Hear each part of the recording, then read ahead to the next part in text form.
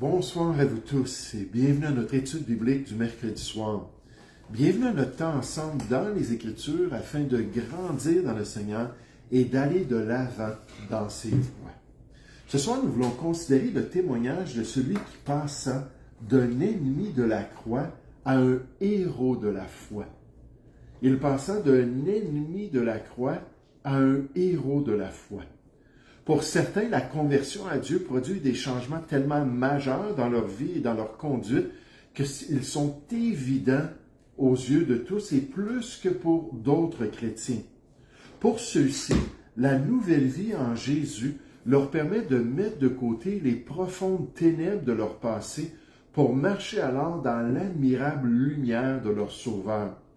Et la nouvelle orientation remarquable de leur vie devient un témoignage de la puissance de l'Évangile qui fait passer les sauvés. Dans Jean 5, 24, on nous dit « de la mort à la vie ». De la mort à la vie lorsqu'on a cette transformation-là en Jésus. C'est ce que j'ai essayé d'expliquer dans le podcast « Délo veut savoir ». Lorsque je considérais le cœur que j'avais qui rejetait entièrement la religion, qui rejetait la Bible, qui rejetait Jésus-Christ et qui soudainement a demandé « Quand est-ce vos réunions d'église? » Ça, c'est une transformation majeure. J'étais instantanément passé d'un ennemi de la foi, de toute foi officielle, à un dévoué à l'Église de Jésus-Christ. Et ça fait plus de 38 ans que ça demeure, cette transformation-là. Ayant ainsi partagé sur ce podcast les éléments de mon passé dont on devrait rougir aujourd'hui, je les ai partagés parce que j'avais un objectif pour démontrer le changement radical de mon cœur dans la volonté de Dieu. Puis nécessairement, Héloïse allait dire « Ah, mais tu devais déjà avoir ça dans ton cœur, déjà un désir de t'améliorer. » Puis je ne dis pas que non jusqu'à un certain point, mais cette transformation-là a été radicale. Et ce n'était pas quelque chose de psychologique, et ce n'était pas quelque chose non plus qui m'a été imposé. C'est venu de Dieu, c'est venu dans mon cœur. J'aimerais qu'on puisse regarder cette nouvelle vie en action ce soir. Alors que Saul de Tarse, un ennemi de la croix, est devenu un héros de la foi, avec une passion merveilleuse qui égalait sa haine précédente pour Jésus-Christ et pour son Église.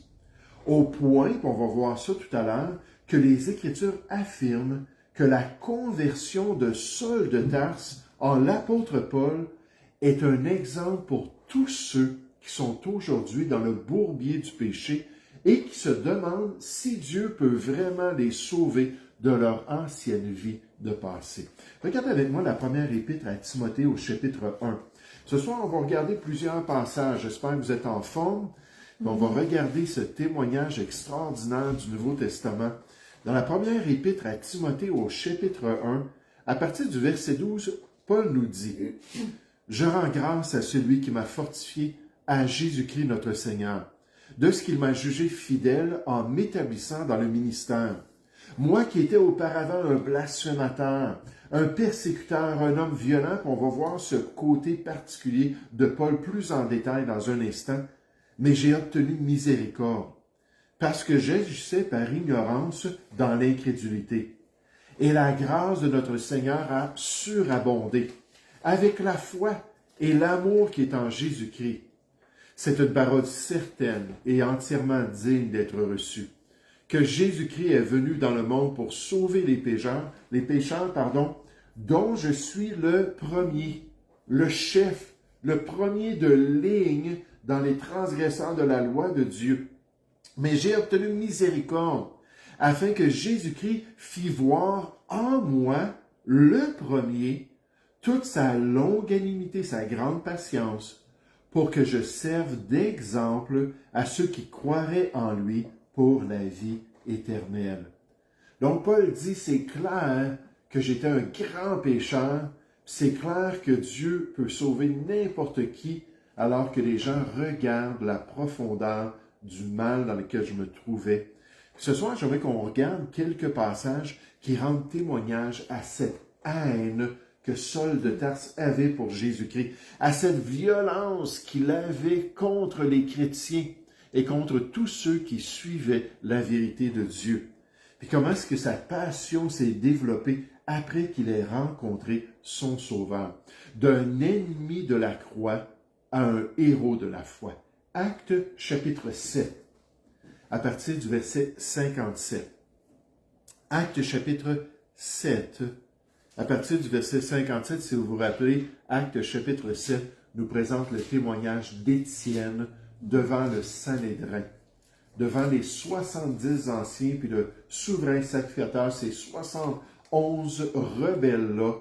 Puis Étienne s'est tenu debout pour expliquer le plan de Dieu à ces gens-là. Donc on arrive à la fin de cela, alors que le Sanhédrin se lève pour le tuer. Actes chapitre 7, verset 57.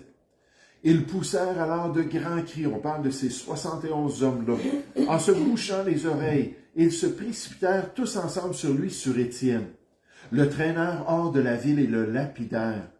Les témoins déposèrent leurs vêtements aux pieds d'un jeune homme nommé Saul, qui fut nécessairement complice de leur meurtre, on va voir ça tout à l'heure.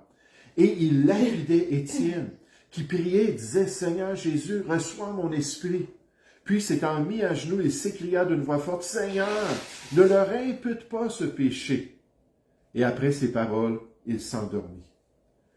Verset 1 du chapitre 8. Saul avait approuvé le meurtre d'Étienne, donc c'est clair. Il y eut ce jour-là une grande persécution contre l'Église de Jérusalem. Et tous, excepté les apôtres, se dispersèrent dans les contrées de la Judée et de la Samarie. Des hommes pieux ensevelirent Étienne et le pleurèrent à grand bruit. Saul, de son côté, ravageait l'Église. Et l'expression « ravager » ici, c'est une expression qui est utilisée souvent pour parler d'un animal qui est en train de détruire, qui est en train de prendre une proie, puis de déchirer la proie pour manger sa proie. Puis là, on nous dit, Saul, de son côté, ravageait, détruisait l'Église. Pénétrant dans les maisons, il en arrachait hommes et femmes et les faisait jeter en prison. Sa grande haine contre la foi. Actes chapitre 22, versets 3 à 5. Alors que Paul rend témoignage de son passé. Actes chapitre 22, versets 3 à 5.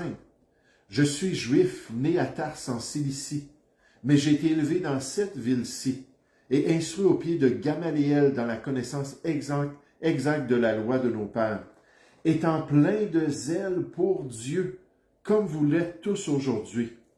J'ai persécuté à mort cette doctrine, la croyance en Jésus, liant et mettant en prison hommes et femmes.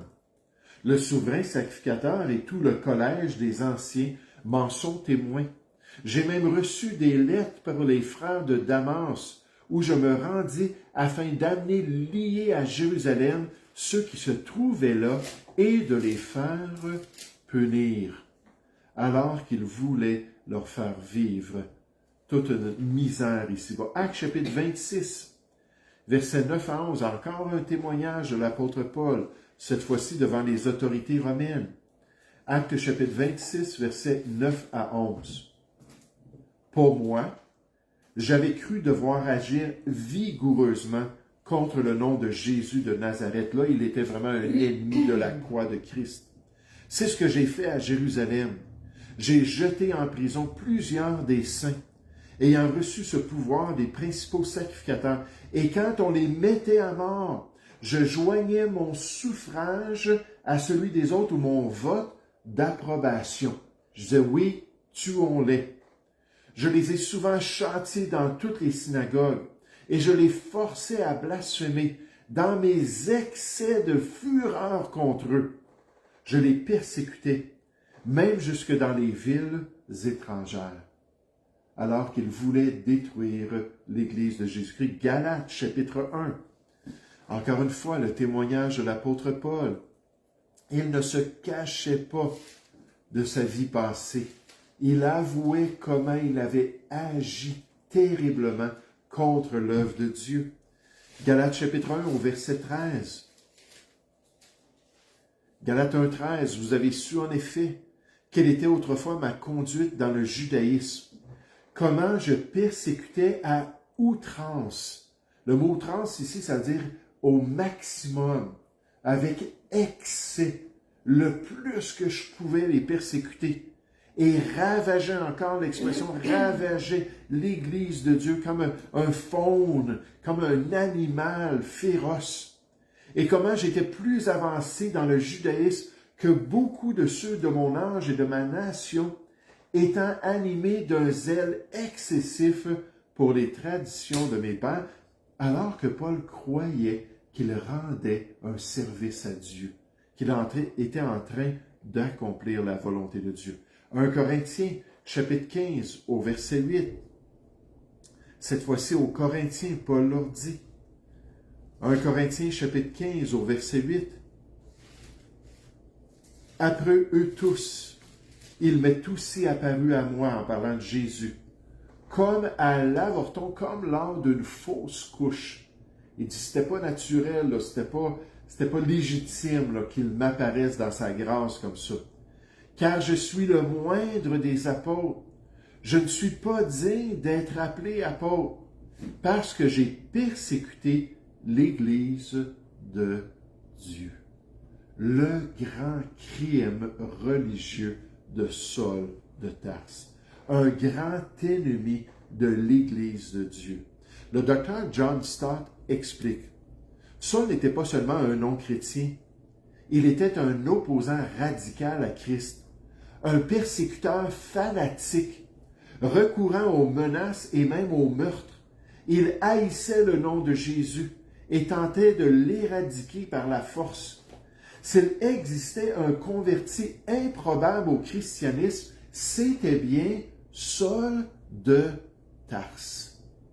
Ce grand trophée-là de la grâce et de la miséricorde de Dieu. Le pasteur Spurgeon nous dit, Saul de Tarse était le loup le plus féroce dans le troupeau, écumant de haine contre le nom de Jésus. Il était une terreur pour l'Église, d'après les termes même qui sont utilisés, les verbes de description de ce qu'il a fait. Un fléau envoyé contre les saints. Mais en un instant, le lion de Juda vainquit le lion de Benjamin. Le lion de Juda, Jésus-Christ, vainquit le lion de Benjamin, c'est-à-dire Saul de Tarse. Parce que les choses allaient totalement changer.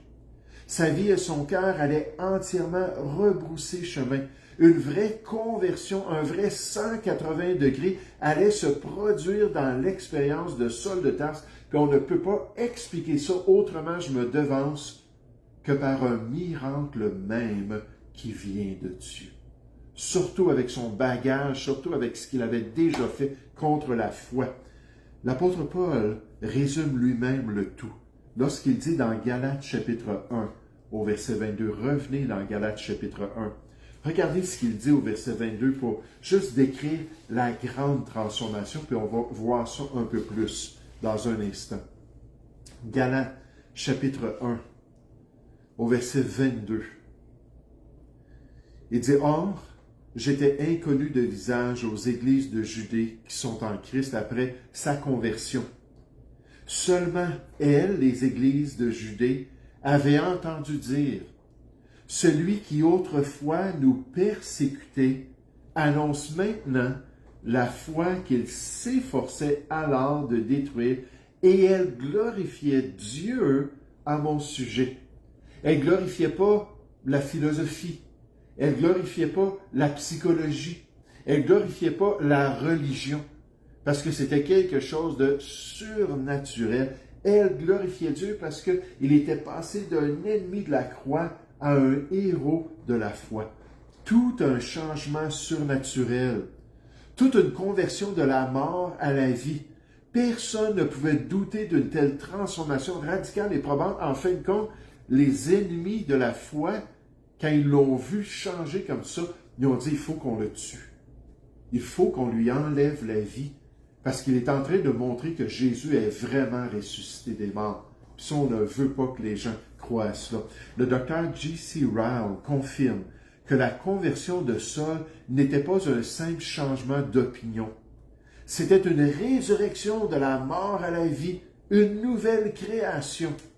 Aucune persuasion humaine n'aurait pu accomplir un tel miracle. C'était le doigt de Dieu et tous ceux qui le voyaient le savaient bien. Seulement Dieu pouvait transformer un meurtrier en missionnaire, un persécuteur en prophète, un blasphémateur en un témoin courageux et audacieux pour l'Évangile de Christ.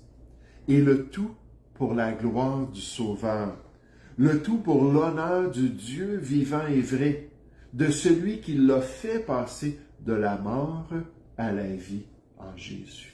Regardez dans Actes chapitre 9, alors que Luc nous parle de ces détails-là, de ce qui s'est produit dans cette œuvre merveilleuse qui a transformé cet ennemi de la croix en un héros de la foi chrétienne. Actes chapitre 9, ça va être un petit peu long, 22 versets. Je pense que ça vaut la peine de les regarder pour voir, wow, quel trophée de la grâce du salut. Actes chapitre 9, verset 1. Cependant, Saul, respirant encore la menace et le meurtre contre les disciples du Seigneur, avant de connaître la nouvelle vie en Jésus-Christ, se rendit chez le souverain sacrificateur et lui demanda des lettres pour les synagogues de Damas, afin que s'il trouvait des partisans de la nouvelle doctrine, hommes ou femmes, il les amena liés à Jérusalem. Comme il était en chemin et qu'il approchait de Damas, tout à coup, une lumière venant du ciel resplendit autour de lui. Il tomba par terre et il entendit une voix qui lui disait « Saul, Saul, pourquoi, j'aime tellement ça, me persécutes-tu? » Quand on fait quelque chose à un enfant de Dieu, on affecte le Seigneur Jésus. Il y a des passages comme 1 Corinthiens chapitre 8, 1 Corinthiens chapitre 10, qui nous dit en étant une occasion de chute pour celui qui a cru en Jésus-Christ, on affecte le Seigneur Jésus lui-même. Nécessairement, c'était bien plus que cela. C'était de les persécuter, de leur enlever la vie. « Pourquoi me persécutes-tu? » Il répondit, « Qui es-tu, Seigneur? » Et le Seigneur lui dit, « Je suis Jésus que tu persécutes. Il te serait dur de régimber contre les aiguillons, de résister à mon appel sur ta vie, à ma demande, que tu te détournes de ton ancienne vie, que tu te repentes. Ça serait dur pour toi avec tout ce que tu as vu, puis en plus que je t'apparaisse, de résister. » Verset 6. Tremblant et saisi d'effroi, il dit, « Seigneur, que veux-tu que je fasse? » Quel beau signe de repentance, n'est-ce pas? Il dit, je suis prêt à faire une conversion, je suis prêt à faire un 180 degrés, un U-turn spirituel. Et le Seigneur lui dit, lève-toi, entre dans la ville et on te dira ce que tu dois faire. Les hommes qui l'accompagnaient demeurèrent stupéfaits. Ils entendaient bien la voix, mais ils ne voyaient personne. Saul se leva de terre et quoique ses yeux fussent ouverts, il ne voyait rien. Il avait un aveuglement physique pour démontrer son aveuglement spirituel, tant qu'il ne se convertisse réellement au Seigneur. On le prit par la main, on le conduisit à Damas. Il resta 3 jours sans voir et il ne mangea ni ne but. Or, il y avait à Damas un disciple nommé Ananias. Le Seigneur lui dit dans une vision, « Ananias. » Il répondit, « Me voici, Seigneur. » Et le Seigneur lui dit, « Lève-toi, va dans la rue qu'on appelle la droite, et cherche dans la maison de Judas un nommé Saul de Tarse, car il prie. Il a vu en vision un homme du nom d'Ananias, donc toi, qui entrait et lui imposait les mains afin qu'il recouvrât la vue. » Ananias répondit, « Seigneur, j'ai appris de plusieurs personnes tous les maux que cet homme a fait à tes saints dans Jérusalem. Et il a ici des pouvoirs de la part des principaux sacrificateurs pour lier tous ceux qui invoquent ton nom. Donc je sais que c'est un ennemi de la croix, un ennemi de l'Église. » Mais le Seigneur lui dit, « Va, car cet homme est un instrument que j'ai choisi pour porter mon nom devant les nations, devant les rois et devant les fils d'Israël. Et je lui montrerai tout ce qu'il doit souffrir pour mon nom. » Ananias sortit, et lorsqu'il fut arrivé dans la maison, il imposa les mains à Saul en disant, « Saul, mon frère, le Seigneur Jésus qui t'est apparu sur le chemin par lequel tu venais, m'a envoyé pour que tu recouvres la vue et que tu sois rempli du Saint-Esprit. » Au même instant, Il tomba de ses yeux comme des écueils et il recouvra la vue. Donc, des écailles, merci, pas des écueils. Il recouvra la vue. La vue physique, en fait, qui démontre ou qui illustre sa vue spirituelle transformée. Il se leva et fut baptisé. Et après qu'il eut pris de la nourriture, les forces lui revinrent. Saul resta quelques jours avec les disciples qui étaient à Damas, attachés aux chrétiens et à l'Église qu'il voulait détruire. Puis ça, je peux comprendre. Pas à ce degré-là. Mais moi, je détestais la religion. Je détestais ce qu'on appelait l'Église.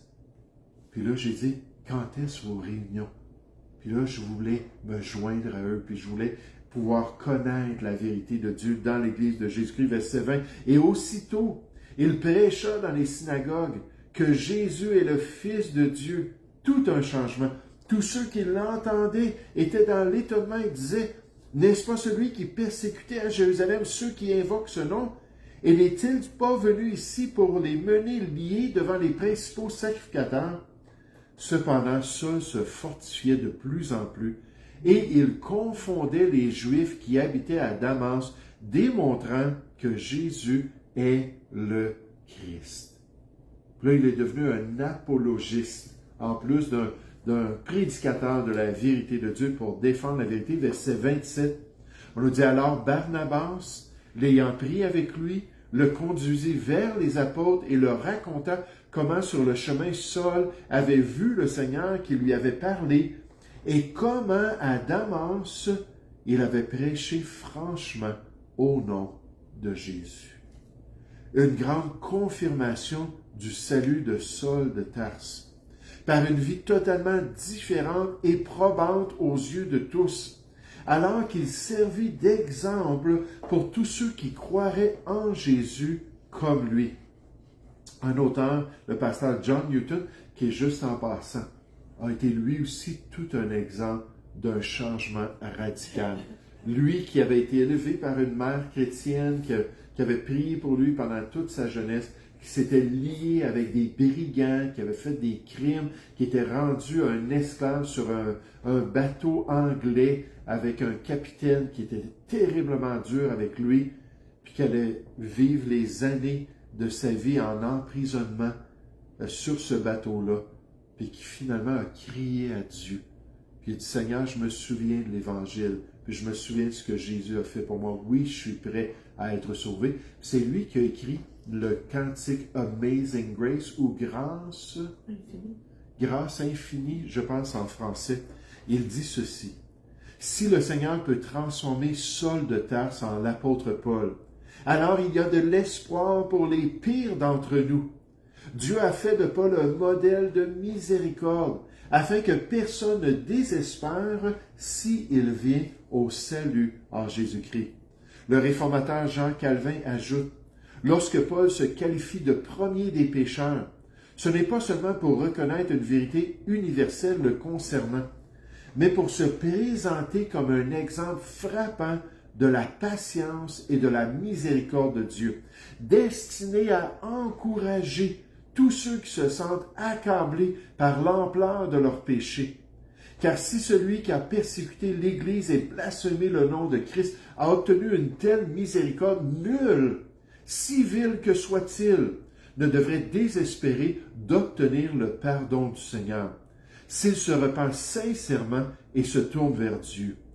L'apôtre Paul est un modèle vivant, afin que Christ puisse montrer toute sa longanimité en lui qui était le premier, et afin que tous ceux qui croient trouvent de l'espérance en Jésus. Ce soir, on peut juste dire merci Seigneur pour ce grand modèle de miséricorde au début de l'histoire chrétienne, qui a été propagé, qui a été enseigné, qui a été prêché à travers l'histoire. Merci pour ce trophée de ta grâce en Jésus. Puis merci pour cet encouragement à aller parler aux gens, même les pires pécheurs parmi nous, de ce merveilleux salut qui se trouve en Jésus-Christ. Nous allons prier ensemble.